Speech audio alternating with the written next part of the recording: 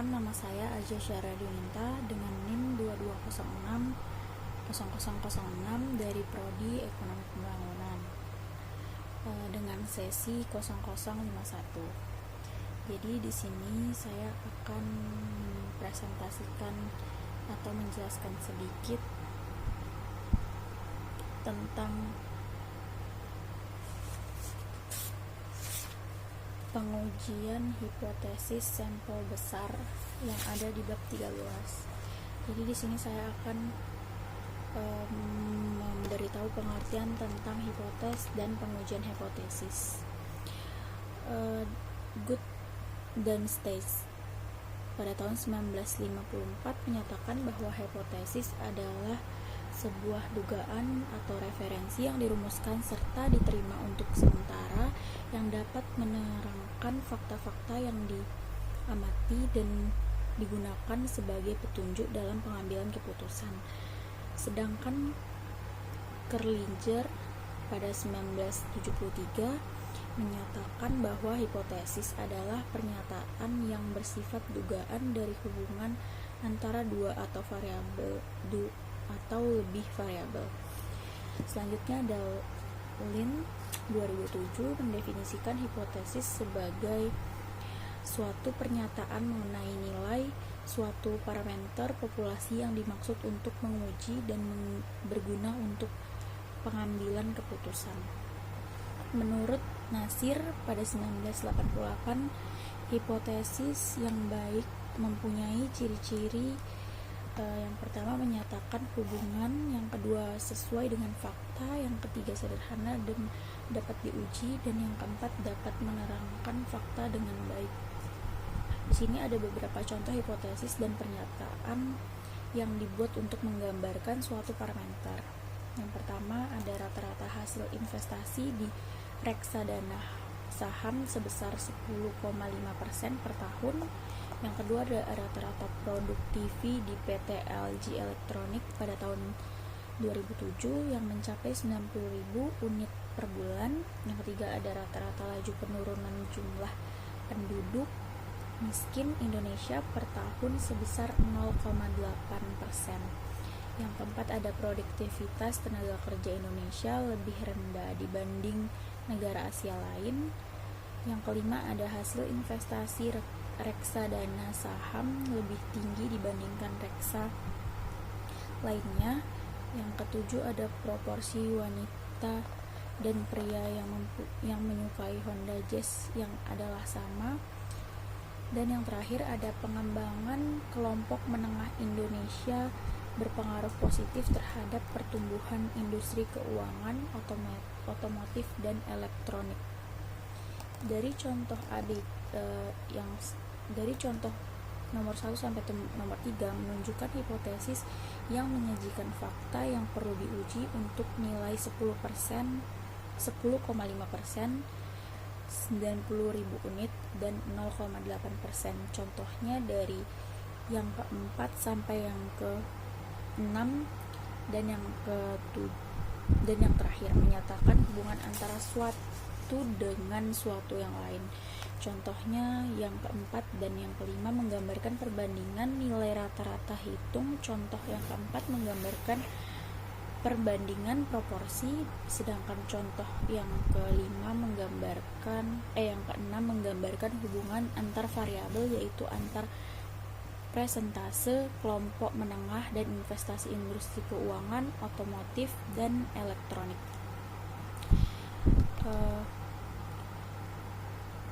Hipotesis merupakan pernyataan mengenai populasi yang perlu diuji kebenarannya. Untuk melakukan pengujian dilakukan dengan mengambil sampel dari populasi. Cara ini lebih mudah dibanding dengan menghitung seluruh anggota populasi. Setelah mendapatkan hasil statistik dari sampel, maka hasil tersebut dapat digunakan untuk menguji pernyataan populasi. Apakah bukti empiris dari sampel mendukung atau menolak pernyataan mengenai populasi? Seluruh proses tersebut dikenal dengan pengujian hipotesis. Pengujian hipotesis didefinisikan sebagai prosedur yang didasarkan pada bukti sampel yang dipakai untuk menentukan apakah hipotesis tersebut merupakan suatu pernyataan yang wajar dan oleh karenanya tidak ditolak, atau hipotesis tersebut tidak wajar dan oleh karena itu harus ditolak. Suatu hipotesis seperti rata-rata hasil investasi dari reksadana sebesar 10,5% per tahun harus diuji. Pengujian yang benar tentunya harus mendatangkan setiap perusahaan reksadana saham dan menghitung hasil investasinya. Dapat dibayangkan berapa banyak yang harus dihitung mengingat jumlah perusahaan reksadana saham yang sangat banyak. Selain itu harus portofolio untuk investasi juga beragam. Untuk mengatasi permasalahan tersebut, pada umumnya ditetapkan sejumlah sampel tertentu yang dianggap dapat mewakili dengan menggunakan metode sebagaimana telah yang ada di bab 11. Apakah dari hasil perhitungan sampel ternyata hasil investasi mencapai 5%? Apakah kenyataan ini akan mengakibatkan hipotesis ditolak, atau kalau ternyata hasilnya investasi 13,48%, apakah hasil ini dianggap cukup mendekati sehingga tidak menerima hipotesis tersebut? Dan apakah perbedaan yang hanya 2,98% disebabkan kesalahan penarikan sampel atau suatu perbedaan yang cukup signifikan? Keputusan untuk menerima dan menolak suatu hipotesis tersebut dikenal dengan pengujian hipotesis. Jadi di sini ada prosedur pengujian hipotesis. Pengujian hipotesis dimaksud untuk memutuskan atau apakah akan menerima atau ditolak hipotesis berdasarkan data yang diperoleh dari sampel tersebut. Pengujian statistik baik menerima atau menolak tidak dimaksudkan untuk membuktikan bahwa suatu benar secara absolut, tetapi pengujian statistik memberikan bukti yang cukup untuk menerima atau menolak suatu hipotesis. Untuk menentukan keputusan tersebut terdapat suatu prosedur yang terdiri dari 5 langkah. Prosedur tersebut dapat digambarkan sebagai langkah pertama merumuskan hipotesis, yang kedua menentukan taraf nyata, yang ketiga menentukan uji statistik, yang keempat menentukan daerah keputusan, yang kelima mengambil keputusan, dan dari 5 itu ada menerima atau menolak, atau yang dilambangkan dengan H0, menerima H0 dan menolak H0, menerima H1. Hipotesis 0 dilambangkan dengan H0. Hipotesis 0 adalah suatu pernyataan mengenai nilai parameter populasi. Pernyataan hipotesis dikembangkan oleh Fisher yang dikenal sebagai Bapak Statistika. Fisher membedakan hipotesis menjadi hipotesis 0 dan hipotesis alternatif.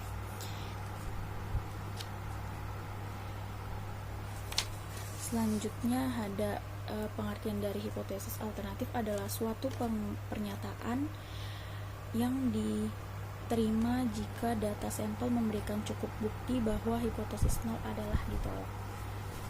Hipotesis alternatif sebagai hipotesis 0 mempunyai tanda yang berbeda. Apabila tanda hipotesis 0 selalu sama atau yang dilambangkan dengan sama dengan, maka hipotesis alternatif mempunyai tanda tidak pernah sama dengan, seperti tidak sama atau tanda sama dengan yang disilang.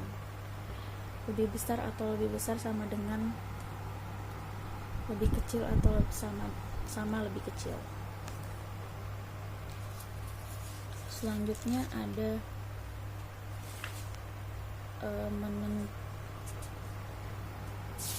Selanjutnya ada uji signifikan satu arah atau dua arah. Pada langkah keempat, prosedur pengujian hipotesis sudah disinggung. Pengujian satu arah dan dua arah. Pengujian satu arah adalah daerah penolakan atau H0 hanya satu, yaitu terletak di ujung pembelaan kanan atau di ujung pembelaan kiri. Oleh karena itu hanya ada satu daerah penolakan, berarti luas daerah penolakan tersebut sebesar taraf nyata tersebut.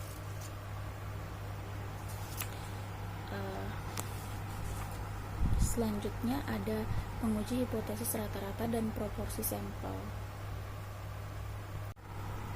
Ada 3 hal yang terkait dengan pengujian hipotesis rata-rata dan proporsi sampel besar, yaitu yang pertama proses pengujian hipotesis, di mana pengujiannya tetap mengikuti 5 langkah, mulai dari perumusan hipotesis, penentuan taraf nyata, uji statistik, penentuan daerah keputusan, sampai pengambilan keputusan. Yang kedua ada yang diuji dalam hal ini adalah rata-rata populasi dan populasi dari populasi, serta yang ketiga ada sampel besar. Sampel besar adalah sampel yang berukuran 30 atau lebih.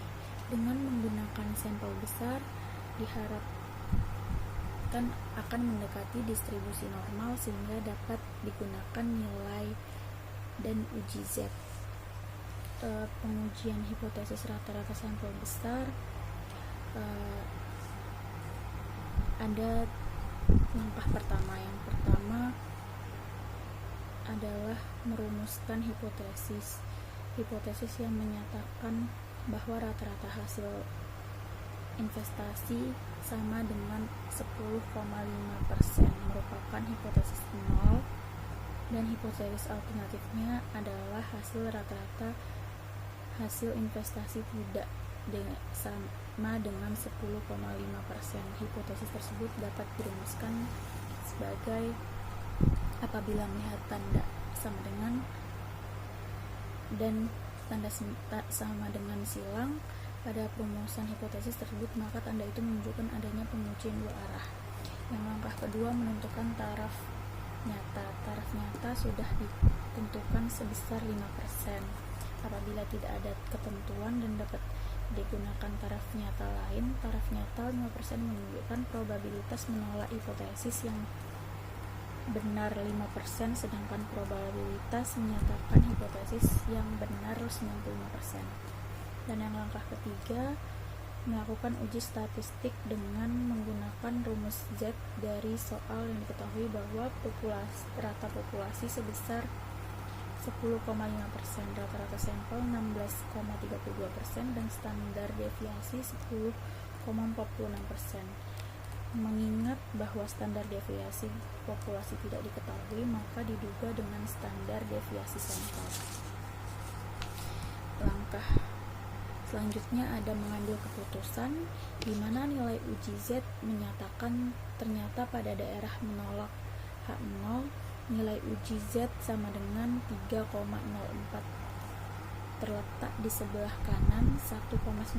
Oleh karena itu dapat disimpulkan bahwa menolak H0 dan menerima H1, sehingga pernyataan bahwa hasil rata-rata reksadana saham sama dengan 10,5% tidak terbukti. Data menunjukkan hasil rata-rata investasi reksa dan saham lebih tinggi dari 10,5%. Selanjutnya ada menguji hipotesis proporsi sampel besar.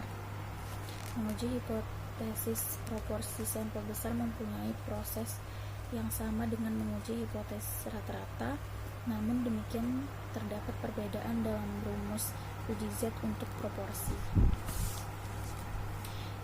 Selanjutnya ada menguji hipotesis selisih rata-rata dan proporsi sampel besar.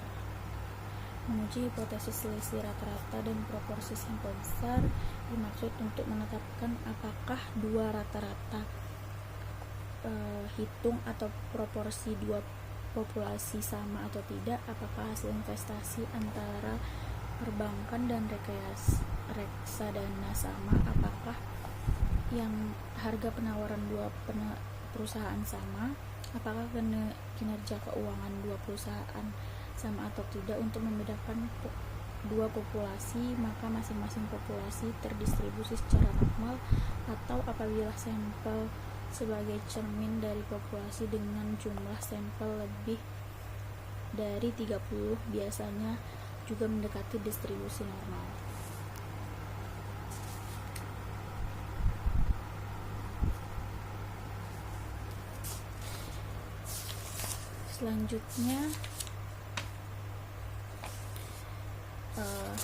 Selanjutnya ada jenis kesalahan 1 dan kesalahan 2. Jenis kesalahan 1 adalah apabila keputusan menolak H0 padahal seharusnya H0 benar.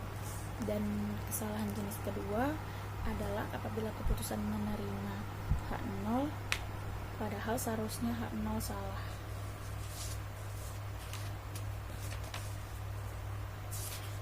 Selanjutnya ada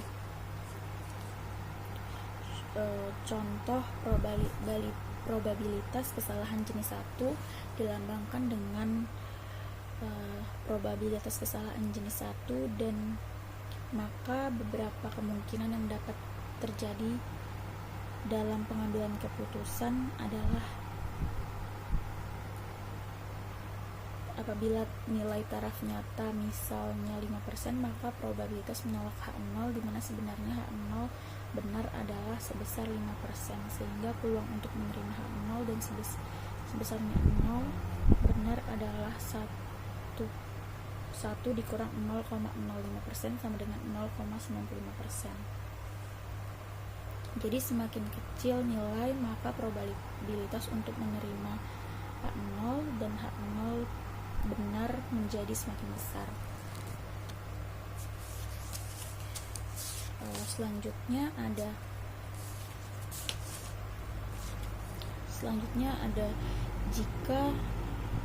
jika dapat mengukur perilaku konsumsi pemegang kartu kredit yang akan kesulitan membayar tagihan kartu kredit, umumnya menunggak kartu kredit, belum dapat mengendalikan penggunaan kartu kredit. Kasus lainnya adalah tutup lubang, gali lubang, artinya membayar kartu kredit dengan kartu kredit lain. Dengan demikian, para pemegang kartu kredit dengan perilaku seperti itu dapat asumsi yang keliru mengenai kemampuan bayar pemilik terhadap kartu kredit, di mana hipotesis awal H0 pemenang kartu kredit dikurang dengan tingkat kepercayaan 0,95 atau sama dengan 0,05 dapat mengatur penggunaan kartu kredit dan memiliki kemampuan membayar, sehingga bank memutuskan meloloskan pemberian kartu kredit, padahal hipotesis tersebut keliru karena kemampuan bayarnya kurang dari yang diperkirakan semula.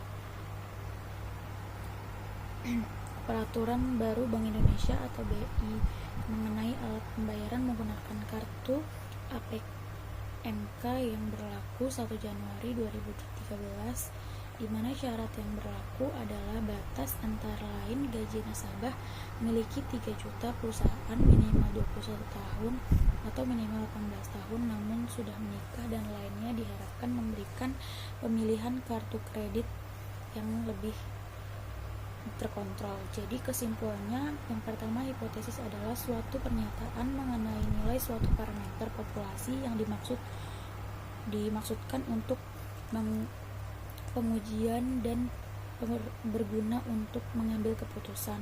Pengujian hipotesis adalah prosedur yang didasarkan pada bukti sampel yang dipakai untuk menentukan apakah hipotesis merupakan suatu pernyataan yang wajar dan oleh karenanya tidak ditolak, atau hipotesis tersebut tidak wajar dan oleh karena itu harus ditolak.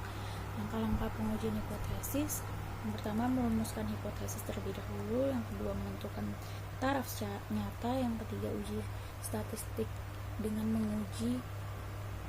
menggunakan uji Z untuk populasi besar, dan menentukan daerah keputusan, dan yang terakhir menentukan keputusan. Yang ketiga ada menguji hipotesis rata-rata dan proporsi populasi. Yang keempat ada menguji hipotesis selisih dua nilai rata-rata populasi. Sekian dari presentasi atau penjelasan saya. Apabila ada kesalahan mohon dimaafkan. Wabillahi taufiq wal hidayah. Wassalamualaikum warahmatullahi wabarakatuh.